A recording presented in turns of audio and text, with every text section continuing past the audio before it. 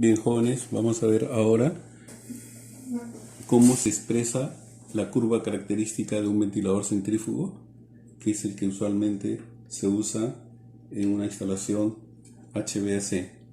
Cada ventilador centrífugo tiene una curva característica que se expresa en una gráfica de tipo altura caudal.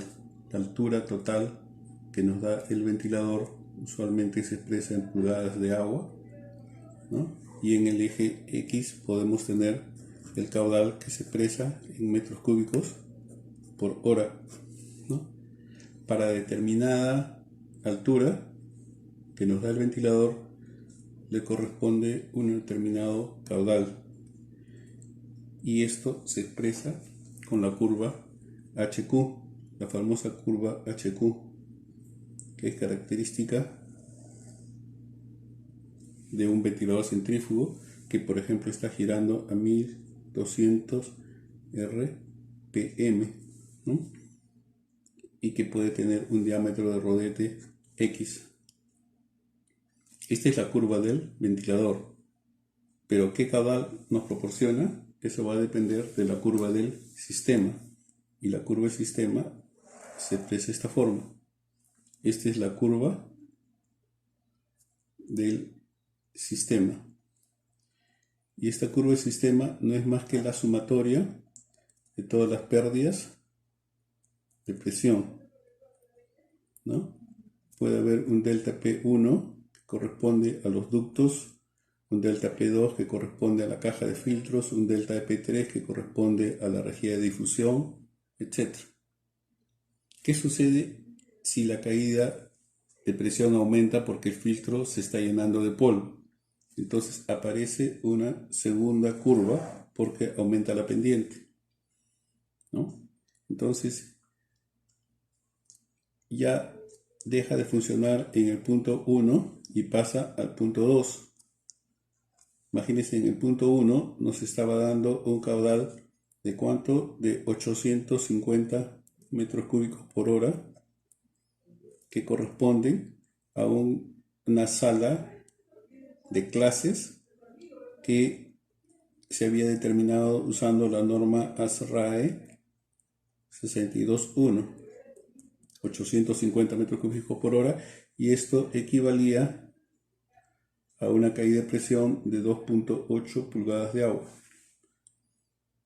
Y ahora, debido a que el filtro se ha saturado, ya no tenemos una caída de 2.8, sino tenemos una caída ahora de 3.4 pulgadas de agua.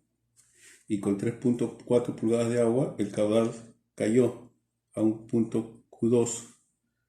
Si esta caída de Q1 a Q2 es menor al 5 o 10%, no habría problema, porque en ingeniería 5 o 10% está dentro del valor nominal, ¿no?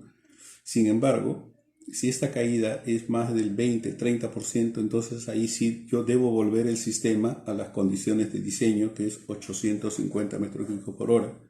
Para eso es muy sencillo, simplemente extrapolo este valor para determinar cuál es la nueva performance del ventilador que yo necesito. Y por suerte, los ventiladores tienen una curva que es proporcional a las RPM. Puedo usar proporciones, pero lo usual es que uno utilice las curvas del mismo fabricante. Entonces imagínense que ahora me sale que esta nueva curva corresponde a 1800 RPM.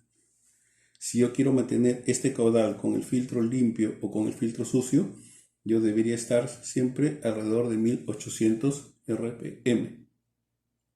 Para hacer este cambio de 1200 a 1800, yo tendría que haberme forzado a cambiar la polea del ventilador, cambiar de motor, etc. Pero lo usual no es hacer eso, sino hoy en día existen los variadores eléctricos de velocidad que mediante sensores electrónicos me dicen si el caudal ha variado a tal valor, pues sube las RPM. Espero que esta gráfica les quede clara los conceptos de una curva del ventilador con la curva del sistema. Yo les aconsejo que lo hagan manualmente. que hagan todas las proyecciones que pueden hacerlo. Haciéndolo manualmente les queda muy grabado, y con esto ustedes pueden exigirle al técnico instalador, al ingeniero de diseño, etcétera, bajo qué características se está diseñando su sistema de ventilación y cómo pueden garantizar que aún así, con los filtros saturados o no, le estén dando el caudal que requiere una determinada norma técnica. Estaremos en contacto. Muchas gracias.